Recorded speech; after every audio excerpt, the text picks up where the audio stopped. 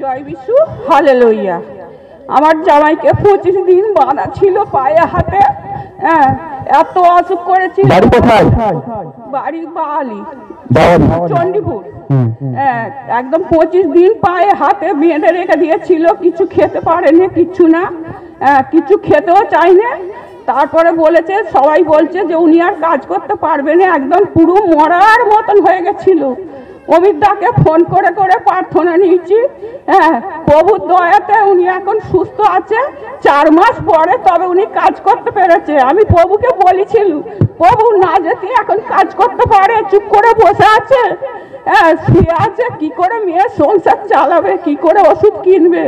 প্রভুর দয়াতে প্রভু আমার প্রার্থনা একদম পুরো কান পেতে শুনে নিয়েছে।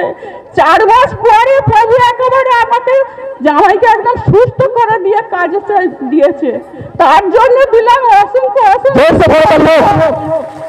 25 দিন ধরে বাধা ছিল, বেডের সঙ্গে বাধা ছিল, আর আমি প্রতিদিন প্রার্থনা দিতাম। সেই প্রার্থনাতে ঈশ্বরের নিরন্তর করেছে। আর কি দাদা ভাই কিছু বলবেন? একটু বলুন না, কি কন্ডিশনে ছিলেন ওই 25 দিন? খুবই কষ্টের মধ্যে ছিলাম, অনেক কষ্ট ছিল। হ্যাঁ, সেদিনের কথা এখনো মনে পড়ে, মাঝে মাঝে ভুলে যাই কি তিনি কি হয়েছে নিজে আমি বুঝতে পারিনি। তা প্রভু যিশুকে আমি রেখে রেখে আমার শরীর ভালো হয়ে গেছে। আরও সবাই যেন এরকম শরীর ভালো হয়ে থাকে, কারণ আজ কোনো অসুবিধা হয়। ধন্যবাদ। পরবর্তী সাক্ষ্য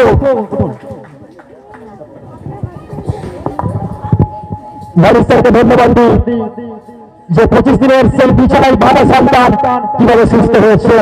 একমাত্র ঈশ্বর ছাড়া আর সম্ভব নয়। হালেলুয়া। জগৎ বলে হবে না, জগৎ বলে কিচ্ছু করার নেই, জগৎ বলে সব শেষ, আর আমার ঈশ্বর বলে যেখান থেকে শেষ আমি সেখান থেকে শুরু করি। হালেলুয়া।